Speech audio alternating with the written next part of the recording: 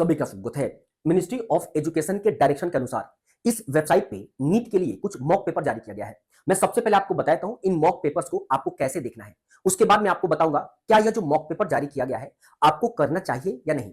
क्या यह mock paper आपके लिए रेलेवेंट है या नहीं अगर आप नीट 2025 या नीट 2026 का तैयारी कर रहे हैं।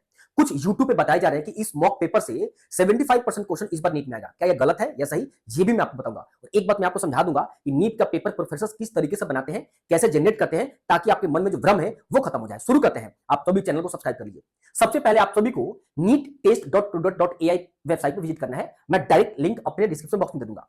उसके बाद स्टूडेंट डैशबोर्ड पे आपको जाकर साइन अप करना है। साइन अप जैसे करेंगे उसके बाद यहाँ पे कोर्स ऑल कोर्स का यहाँ पे दिख जाएगा।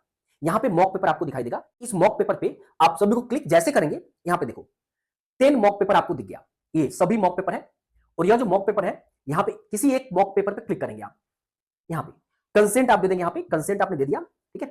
कंसेंट देने के बाद यहाँ पे स्टार्ट हो गया। Which of the following statements is true regarding the role of acetylcholine in nerve physiology, ठीक है। उसके बाद आप चाहे तो फिजिक्स का क्वेश्चन यहाँ पे कर सकते हैं पहले, या केमिस्ट्री पे या बायो पे। जैसे ऑनलाइन अगर आपने टेस्ट दिया है तो सेम ऑनलाइन प्लेटफॉर्म जैसे यहाँ पे पोर्टल तैयार किया गया है। आई थिंक आईआईटी कानपुर द्वारा तैयार किया गया है।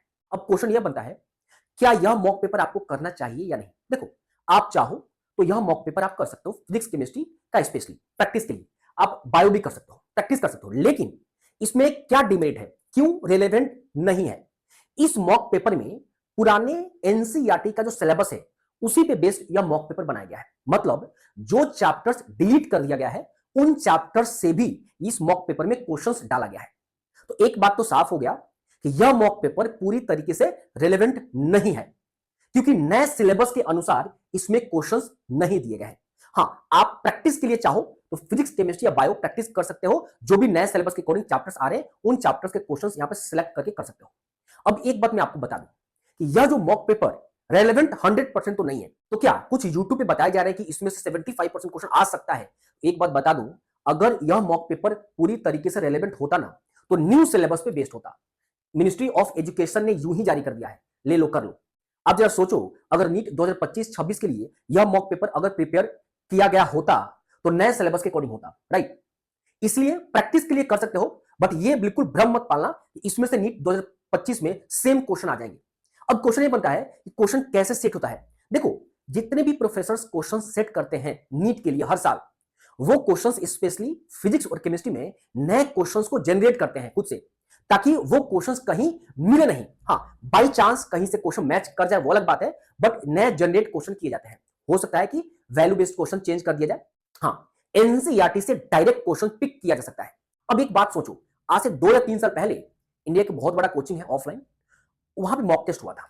उस मॉक टेस्ट से एक क्वेश्चन, डायरेक्ट क्वेश्चन उस ईयर नीट से मैच कर गया था। उस पे भी बहुत बवाल हुआ था, सवाल खड़ा हो गया था आखिर वो एक क्वेश्चन किस कैसे मैच किया। जब क्वेश्चंस जनरेट किए गए हैं तो सवाल खड़ा हो जाएंगे, क्योंकि अब देखो अब होगा क्या, अगर मान लो डायरेक्ट किसी भी कोचिंग प्राइवेट संस्था से मैच करने लगे तो फिर वही बात हो जाएगा ना कि भाई साहब एनटीए बिक चुका है, वही बात हो जाएगा। इसलिए क्वेश्चंस डायरेक्ट कहीं से पिक नहीं होता है। बाई चांस कहा ना कि मैच कर जाए अलग बात है, वो शायद बाई चांस एक आध क्वेश्चन हो जाए। मेरी बात समझ हो ना। तो मैं इसलिए कहता हूं ये भ्रम में ना रहे, इससे डायरेक्ट क्वेश्चन आ जाएंगे। आप प्रैक्टिस करो। अरे अगर आप खुद सोचो, गवर्नमेंट ऑफ इंडिया अगर आपका इतना ही परवाह करता, जो 10 मॉक पेपर जारी किया है वो तो नए सिलेबस के अकॉर्डिंग जारी करता ना। मेरी बात समझ हो ना। चलो मैंने आपको बता दिया कैसे आपको देखना है। प्रैक्टिस कर सकते हो लेकिन वही क्वेश्चन करना जो सिलेबस में है। अब ऐसा नहीं कि सभी क्वेश्चंस को आप करने बैठ जाना। इसीलिए मैं कहता हूं कि जब भी आप क्वेश्चन करो, चाहे एनसीईआरटी हो, चाहे प्रीवियस ईयर हो, या जो भी मॉड्यूल या प्राइवेट पब्लिकेशन कर रहे हो, एक क्वेश्चन जब करो, अटेम्प्ट करो, तो सोचो इस क्वेश्चन पे बेस पे कैसे और क्वेश्चन घुमाए जा सकते हैं। स्पेशली मैं आपको बताता हूं कि एनसीईआरटी इंटेक्स एक्सरसाइज और एनसीईआरटी एग्जाम्पल का क्वेश्चन करते हो और प्रीवियस ईयर नीट का, तो जरूर सोचो कि ये जो क्वेश्चन हम कर रहे हैं इस क्वेश्चन के बेसिस पे ये क्वेश्चन को ट्विस्ट भी कर सकता है, और हर साल वही करता है। मेरी बात आपको समझ में आए ना। तो प्रैक्टिस के लिए जितना मर्जी क्वेश्चन करो, आपका कोई भी रुकावट नहीं है। मेरी बात समझ हो ना। लेकिन मेन फोकस आपका प्रायोरिटी एनसीईआरटी और प्रीवियस ईयर होना चाहिए। तो आप सभी को इस वेबसाइट का लिंक मैं दे दूंगा, आप सभी जाकर देखो, साइन अप कर लेना और आप सभी मॉक पेपर प्रैक्टिस के लिए ट्राई कर सकते हो। All the very